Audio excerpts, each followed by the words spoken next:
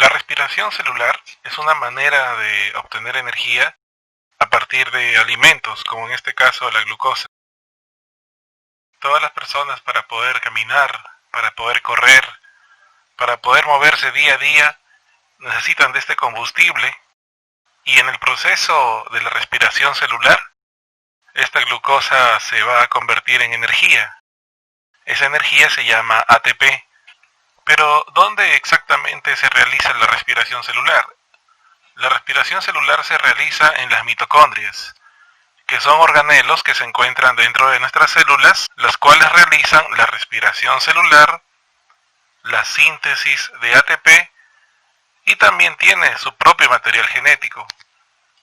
Pero claro, la respiración celular se clasifica en dos tipos: en respiración anaeróbica y respiración aeróbica. Se dice que las bacterias obtienen energía a partir de los mesosomas, que son los encargados de formar ATP. Hablemos del evento universal que ocurre en la fase anaeróbica, que se llama la glucólisis. ¿En qué consiste esto? Consiste en que una molécula de azúcar se va a descomponer en pequeñas moléculas, las cuales van a ser útiles y van a poder ingresar a la mitocondria.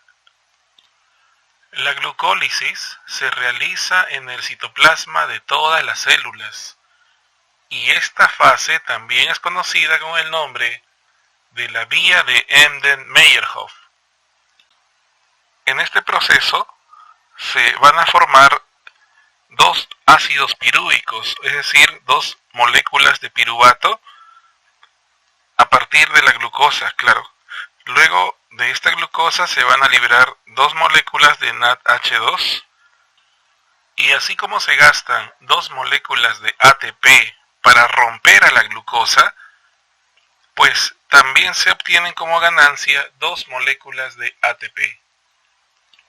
La característica más importante de la glucólisis, de poder fabricar ATP en ausencia de oxígeno, es de significado biomédico, porque permite que nuestros músculos puedan hacer un trabajo eficiente aún en ausencia de este gas.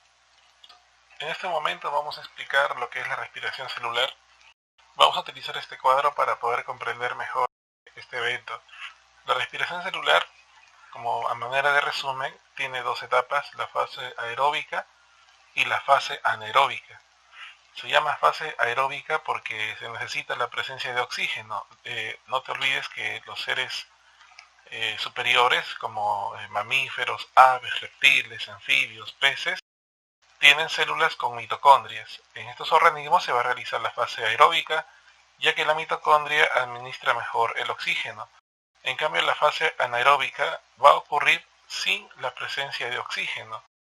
Podríamos decir que las células que realizan esto pues tienen habilidades muy importantes, ya que son capaces de poder obtener energía sin la presencia de este gas. Entonces expliquemos el primer paso de lo que es la respiración celular, que es la fase anaeróbica. Y justamente esto ocurre ya sea en bacterias o en células superiores.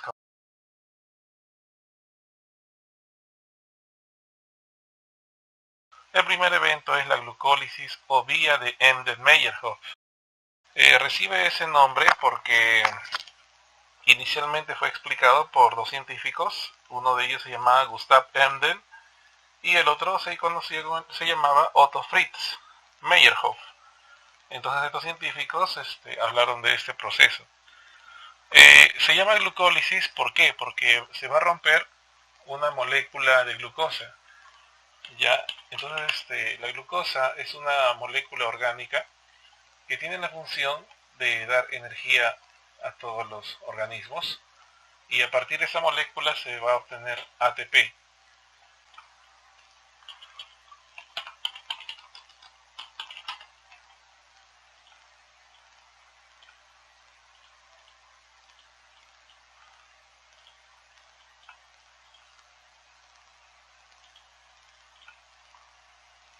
Entonces, para poder generar energía tenemos que comer. Pero no te olvides que para romper esta glucosa, la glucosa tiene que ingresar primero al citoplasma, ¿no? Entonces vamos a poner aquí la glucosa ingresa al citoplasma.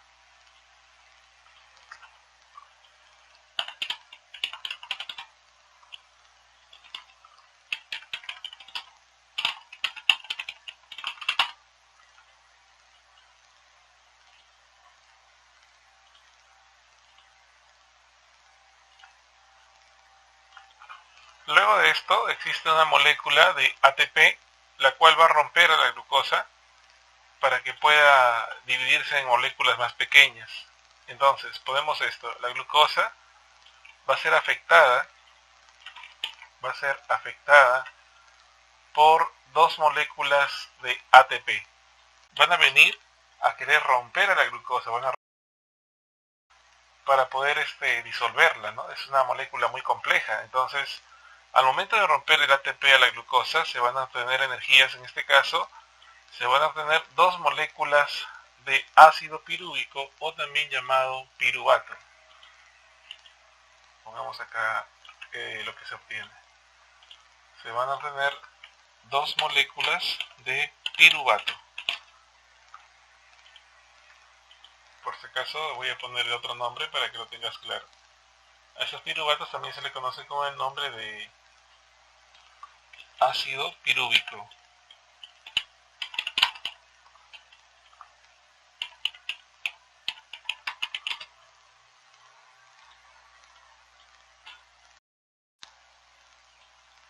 Entonces ya tenemos aquí a los dos piruvatos que se obtienen a partir de una glucosa.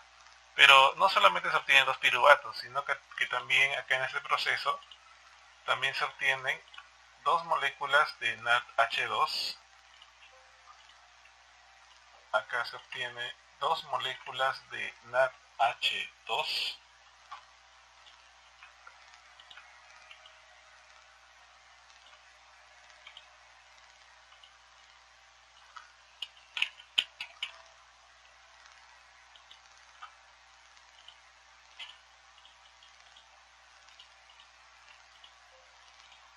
Y también vamos a obtener dos moléculas de ATP como ganancia.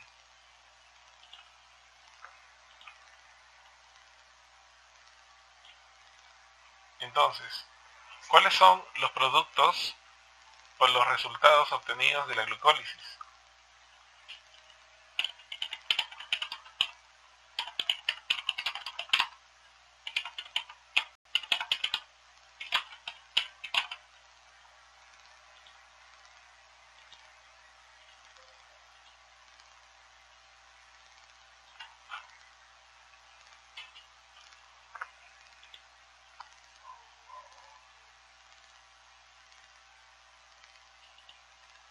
Entonces, los productos obtenidos de la glucólisis son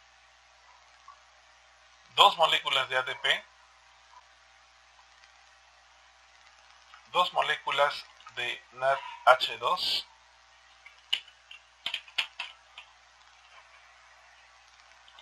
y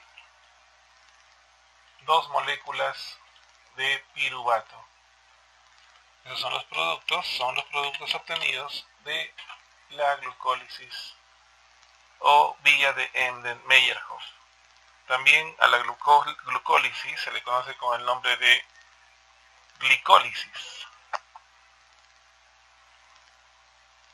Pero, ¿qué ocurre con respecto a los eventos que siguen después de la glucólisis, ¿no? Porque de aquí de frente deberíamos ir ya al siguiente evento, que vendría a ser la verdadera respiración celular, ¿no? Entonces, aquí hablamos de que ya esto, vamos a decir que aquí es el final, este es el fin de la glucólisis. Ya aquí vamos a decir que ese es el fin de la glucólisis. Entonces, esto es principalmente las energías que se están obteniendo para que esa molécula de glucosa, de lo que es tan grande, pueda dividirse en algo más fácil de asimilar, energía más fácil de poder tratar. Por eso aquí vamos a ver que de aquí de frente nos iríamos a la respiración celular a nivel de mitocondria, ¿no? Vamos a poner aquí que sería la verdadera respiración, ¿no? Con la presencia de aire, ¿no? Respiración aeróbica. Cuando hablemos de la mitocondria, ¿no? La mitocondria se va a encargar de formar energía en forma de ATP. Pero no te olvides, hay organismos que no tienen mitocondria. Esos organismos que no tienen mitocondria son las bacterias, ¿no? Entonces, estos organismos no realizan respiración aeróbica. Hay organismos que, como no tienen mitocondrias, realizan la fermentación. Entonces, la fermentación es realizada por organismos como, por ejemplo, bacterias, hongos. Ya, vamos a poner así: bacterias, hongos, pueden ser algunas células, puede ser células también que realizan este proceso. Vamos a explicar qué células lo realizan, ¿ok? Entonces aquí tenemos ya la explicación de lo que es la fase anaeróbica o glucólisis. Ahora vamos a explicar lo que son las fermentaciones.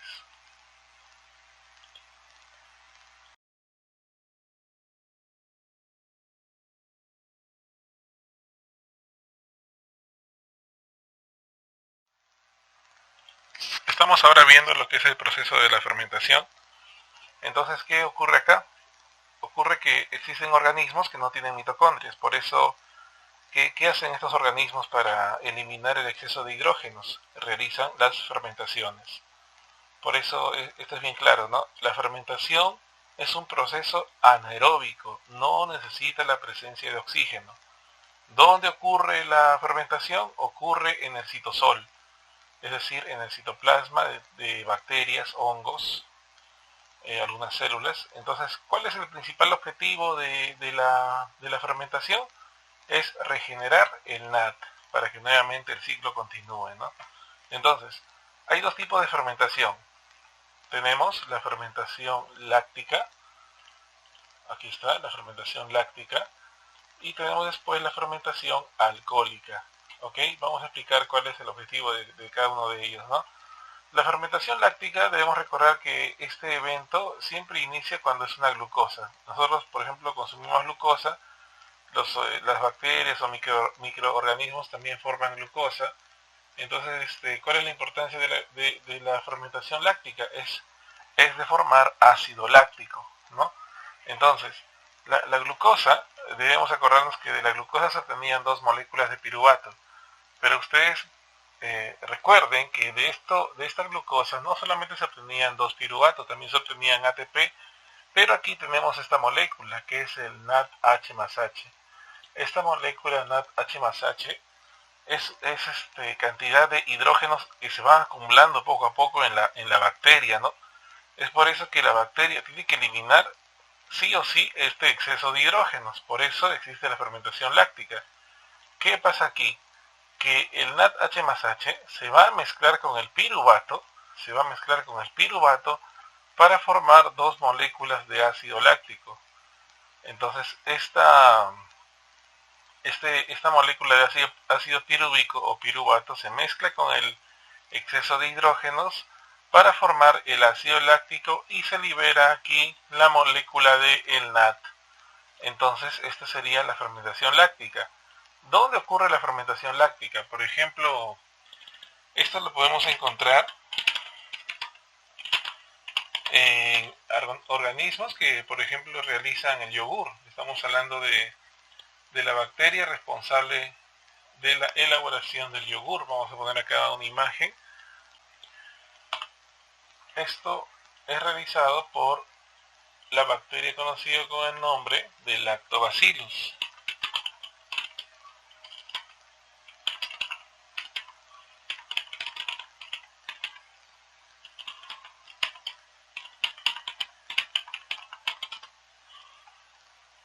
Esta fermentación láctica también es realizada por células de nuestro cuerpo.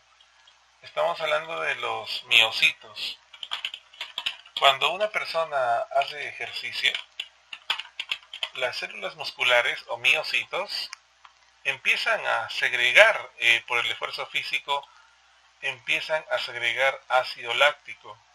Es por eso que cuando una persona se encuentra haciendo ejercicios, ese ácido láctico es secretado por las células musculares en un proceso de fermentación, causando el agotamiento muscular. Aquí tenemos la imagen de una persona que está muy agotada, ¿no? Entonces es importante conocer que este evento de la fermentación láctica también ocurre en las células musculares. Vamos a poner acá, ocurre en las células musculares. Estamos hablando de los miocitos, causando el cansancio muscular. No es como si las células estallaran al momento de hacer un esfuerzo, ¿no? El esfuerzo es tanto que viene el cansancio y ya sabes por qué ocurre eso. Es por la formación de este ácido llamado el ácido láctico. También esto es realizado por los glóbulos rojos, este proceso de fermentación láctica. Ya tenemos aquí entonces la fermentación láctica. Ahora, veamos acá la fermentación alcohólica.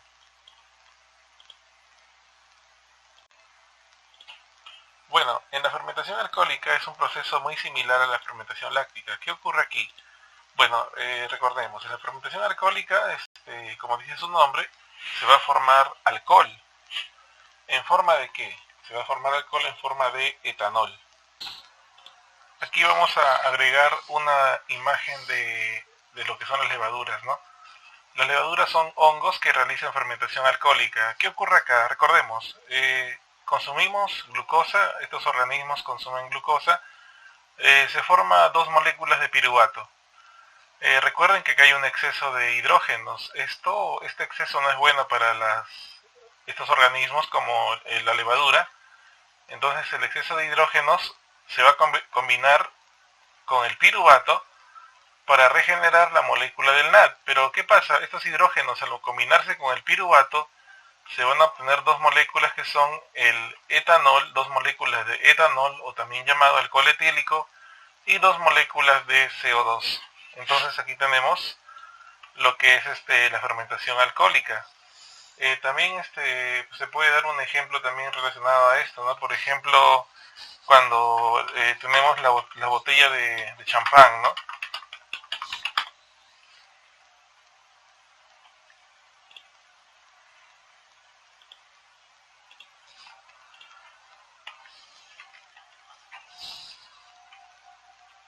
En este ejemplo tenemos aquí la botella de champán.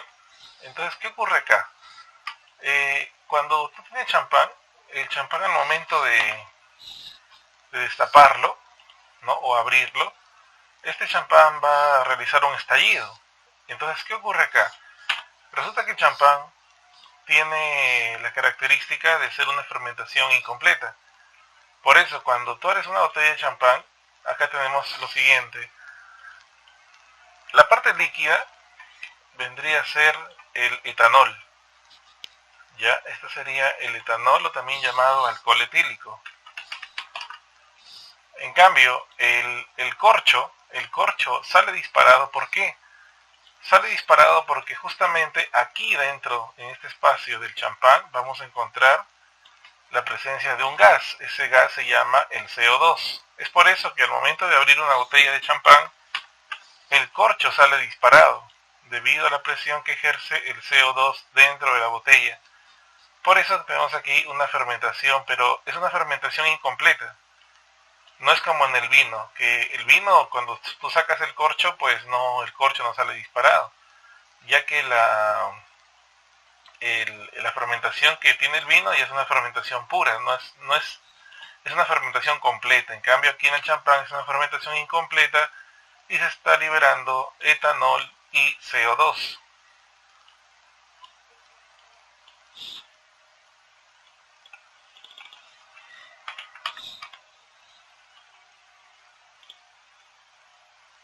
Igual acá cuando hablamos de la levadura cuando es importante porque se utiliza en la fabricación de lo que son panes, la industria de los panes. Entonces aquí tenemos un pan, la levadura se somete al calor y dentro de la harina esta levadura empieza a liberar CO2. Entonces ese CO2 va a hacer que la harina empiece a hincharse hasta formar esto, que es lo que vendría a ser el pan. Entonces la levadura tiene la función de hinchar al pan por la liberación de lo que vendría a ser el CO2. Aquí tenemos la levadura, que es un hongo que realiza fermentación alcohólica. Entonces aquí tenemos la levadura, por medio del calor va a liberar CO2 y va a producir que este pan tenga esa forma debido a que el CO2 empieza a hinchar a la harina. Ya te imaginarás cuánta levadura le debemos echar al panetón para que tenga esa forma, ¿verdad? Entonces, viendo estas gráficas, tenemos que los organismos que no tienen mitocondrias y sin la presencia de oxígeno van a elaborar o van a realizar dos tipos de fermentación. Fermentación láctica, que ocurre que es realizado por las bacterias del yogur y también por las células musculares y también por los glóbulos rojos. A partir de una glucosa se forman dos moléculas de ácido láctico. Y la fermentación alcohólica, que ocurre en levaduras y también en la fermentación de lo que es el champán. Entonces tenemos aquí que la fermentación alcohólica, a partir de una glucosa, se obtiene dos piruvatos, se mezclan luego con el exceso de hidrógenos para que no se intoxique o se dañe la célula. Se regenera el NAT, se forman dos moléculas de etanol y dos moléculas de CO2. Con ustedes la fermentación, que es un proceso anaeróbico.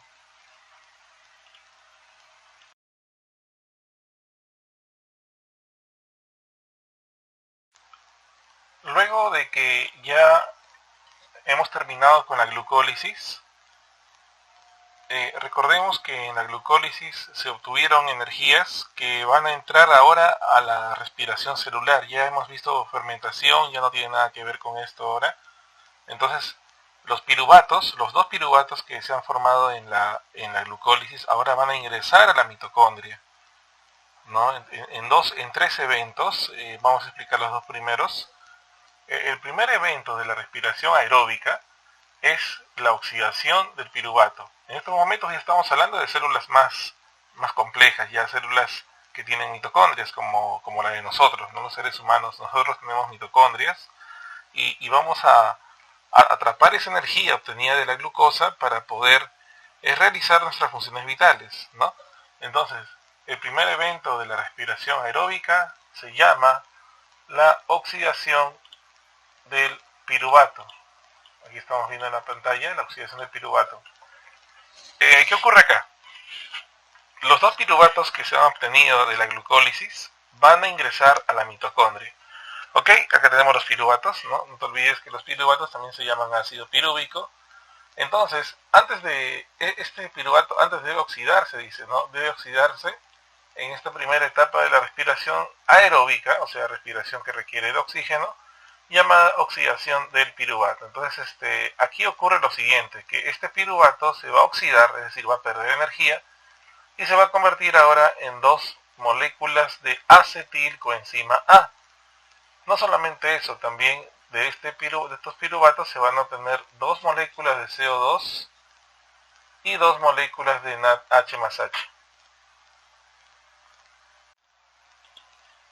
El segundo evento de la respiración celular es el ciclo de Krebs.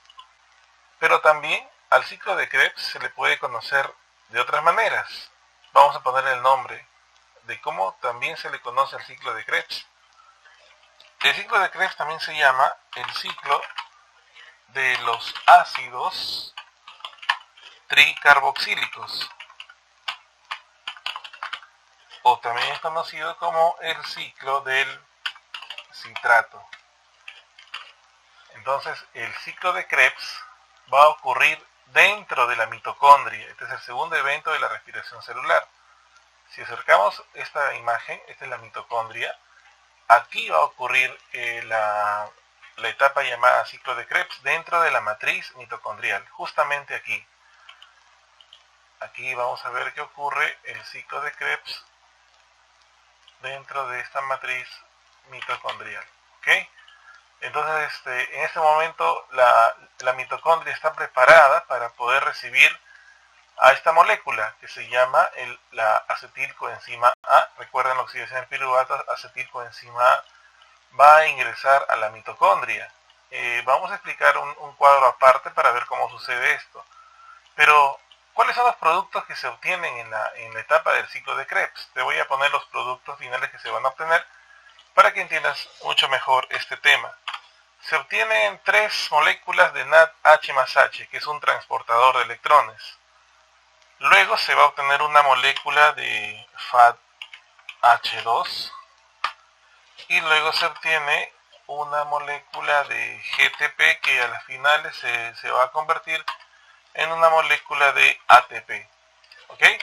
Es un proceso netamente bioquímico, pero aquí en este momento te estoy explicando qué es lo que se va a obtener en esa etapa, ¿no? El ciclo de Krebs, no te olvides, ocurre en la matriz de la mitocondria o también llamada mitosol. Vamos a poner aquí ese dato para que ustedes puedan entender mejor, ¿sí? La matriz mitocondrial también se conoce con el nombre de mitosol, así como el citosol, ¿no? El mitosol sería algo así como la parte interna de la mitocondria. Entonces, ¿quiénes realizan este ciclo de Krebs? Animales que tienen mitocondrias en su célula, como por ejemplo los mamíferos, las aves, los reptiles, los anfibios, los peces, son animales que tienen mitocondrias en sus células. ¿Las bacterias pueden realizar la respiración celular con la presencia de oxígeno? No, porque las bacterias no tienen mitocondrias. No te olvides que las bacterias elaboran energía en forma de ATP en sus mesosomas. En cambio, las células eucariotas, aquellas que tienen mitocondria, pueden elaborar energía en forma de ATP.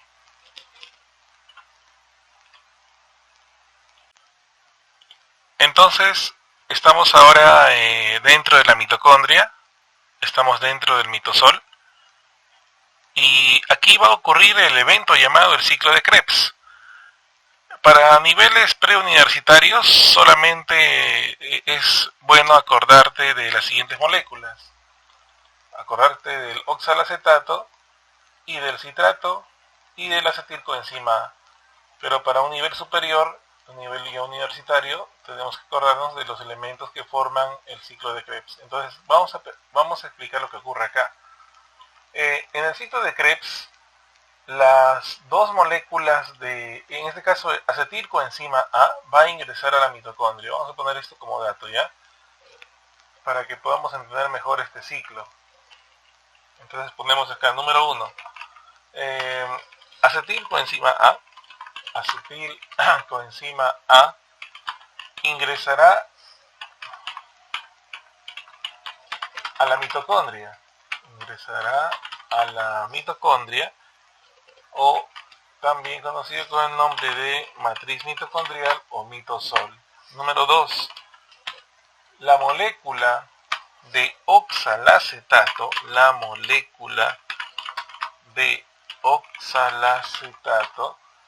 atrapa a la coenzima, al acetilcoenzima A, para convertirse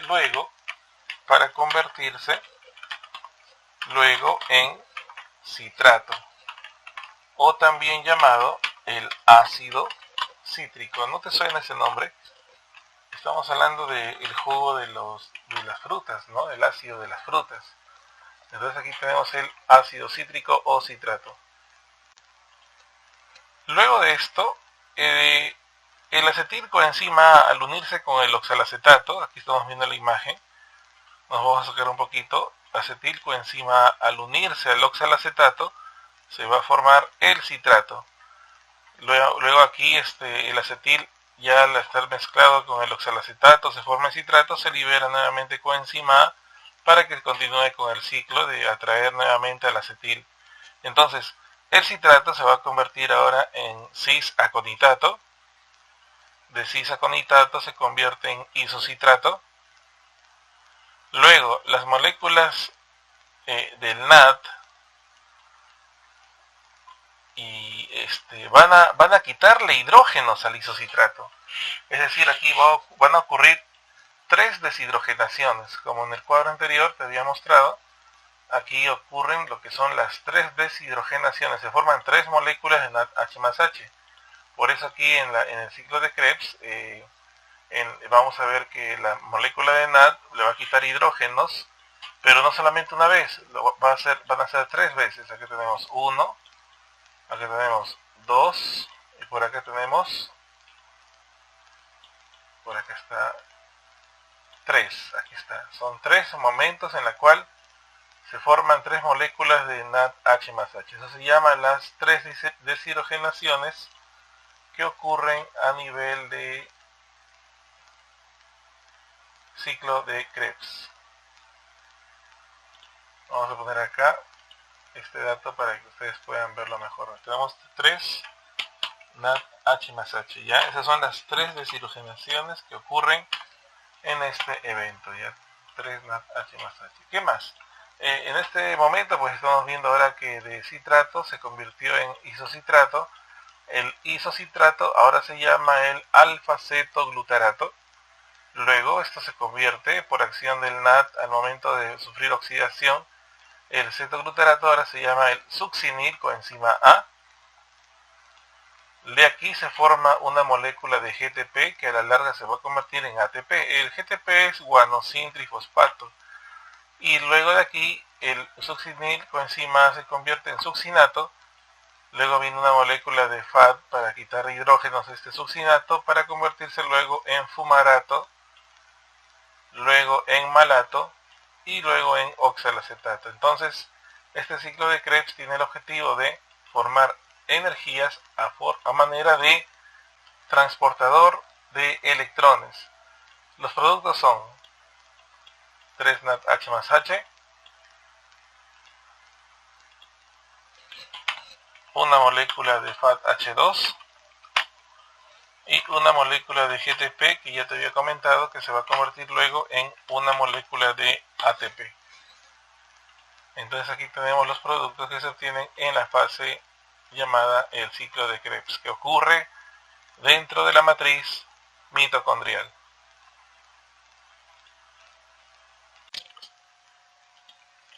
Luego, en el tercer evento de la respiración celular, vamos a encontrarnos con la cadena transportadora de electrones. Estamos ahora dentro de las crestas mitocondriales, donde la energía va a fluir para encontrarnos al final con una molécula de oxígeno, y al final este evento de la cadena transportadora de electrones el evento final sería formar agua. Entonces vamos a aplicar esto, ¿no? ¿Recuerdan ustedes las moléculas de NADH más H? Acá están, ¿no? Estas moléculas, resulta que el NADH más H en el tercer evento va a dejar sus hidrógenos en el ciclo de lo que es la cadena transportadora de electrones. Aquí hay una molécula llamada la coenzima Q. Esta es la coenzima Q. Entonces esta coenzima Q va a recibir las cargas eléctricas del NADH más H. Va a recibir los hidrógenos, ¿no? Y se regenera nuevamente el NAD.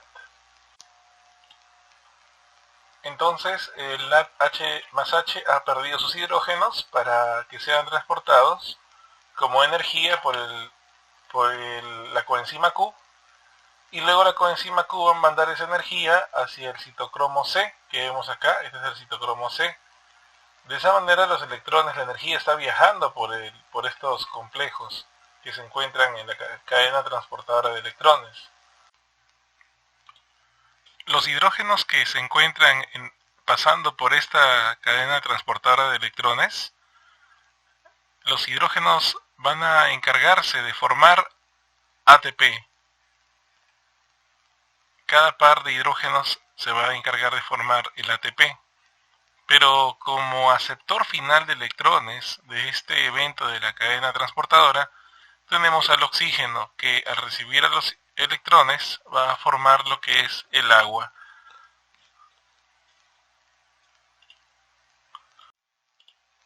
Entonces ahora, para poder finalizar lo que es este conteo de ATP, vamos a ver qué cantidad de energía hemos obtenido a partir de lo que es una glucosa, ¿no? Entonces vamos a empezar. Tenemos aquí el conteo final de ATPs.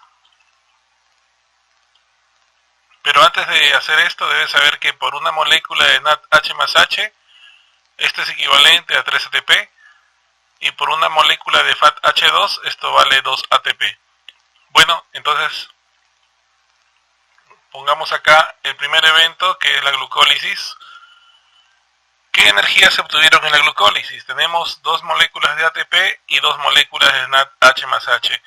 Entonces, en la glucólisis ya tenemos dos ATP formados, ya están los ATP, pero este NADH más H debe ser lanzado, debe ser enviado hacia el sistema para formar energía. Entonces aquí ocurre un evento llamado el sistema de lanzadera de electrones. Los NADH más H van a ser catapultados, van a ser lanzados por 2 vías conocidas con el nombre de la vía del glicerol 3-fosfato y la vía del malato aspartato. Es decir, este 2 NADH más H va a seguir cualquiera de los 2 rumbos dependiendo de cuál sea la vía. Entonces, sigamos. Ya conocemos aquí que por 2 NADH más H, si fuera por la vía del glicerol 3-fosfato, serían 4 ATPs por 2 NADH más H. En cambio, si fuera por la vía del malato aspartato, por 2 NADH más H serían 6 ATP. Continuemos. Productos finales entonces de la obtención de energía. En la glucólisis tenemos 2 moléculas de NADH más H. Y no olvidar también que en este evento de la glucólisis también tenemos lo que es esta energía, que serían 2 moléculas de ATP también, ¿sí? Aquí vamos a jalar esto para poder aclarar el evento. Ya, esto sería también, aquí serían 2 moléculas de ATP.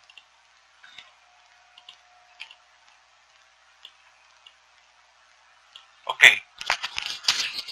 Oxidación del piruvato. Si por 2 NADH más H, ¿cuántos ATP tenemos? Tenemos 6. No te olvides que cada NADH más H equivale a 3 ATP. Entonces, lo que voy a hacer aquí es lo siguiente. A 2 NADH más H lo voy a multiplicar por 3. Ya que sería por 3.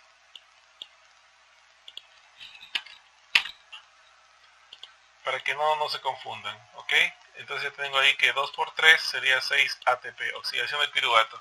Luego, en el ciclo de Krebs, ¿qué energía se obtuvieron en el ciclo de Krebs? Se obtuvo un GTP, que equivale a un ATP, 3 NADH más H, que equivalen a 9 ATPs.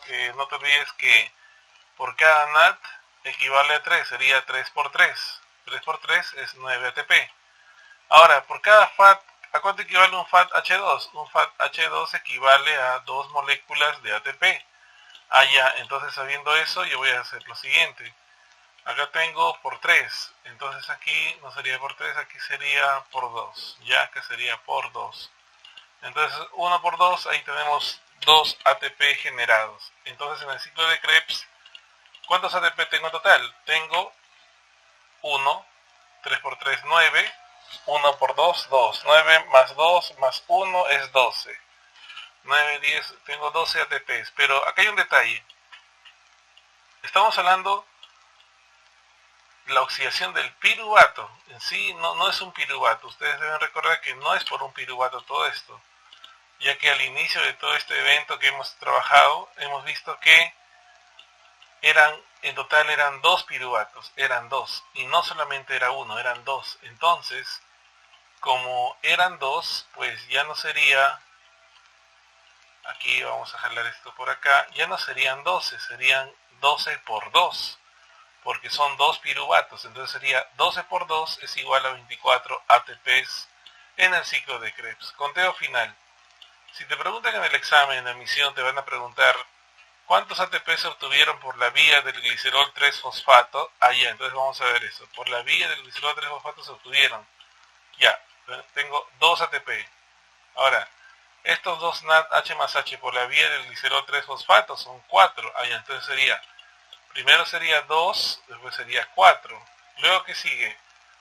Y ya tengo acá, ¿no? Acá tengo este tálamo sería, ¿no? Entonces sería 2 ATP más 4 ya en la glucólisis. Siguiente, en la oxidación del piruvato tengo 6 ATP. Ya, entonces sería 2 más 4 más 6. Luego viene más 24, ya más 24 por el ciclo de Krebs. La suma de todos estos ATP va a formar 36 ATP solamente en la vía del glicerol 3-fosfato. Pero ¿cómo sería en la vía del malato aspartato? Si fuera por la vía del malato aspartato sería de la siguiente manera. Sería 2 NADH más H por la vía del malato aspartato equivalen a 6 ATP. Allá, entonces sería 6 más 2. Acá tenemos 2 más 6. Está bien. 2 ATP más 6 ATP en la glucólisis. Listo. Siguiente, oxidación de piruvato. Allá, 2 por 3 vale 6. Sería 2 más 6 más 6. Y más el ciclo de Krebs que vale 24. Más 24, la suma de todo esto sale 38. Entonces ya sabemos que cómo se forman esos ATPs al final. Por una molécula de azúcar, por la vía del glicerol 3-fosfato se formaron 36 ATP y por la vía del malato aspartato se formaron 38 ATP. Y de esta manera culminamos la explicación de la respiración celular. Espero que te haya ayudado mucho y hayas podido entender estas etapas. Y conmigo será hasta otra oportunidad. Yo soy Morris. Gracias.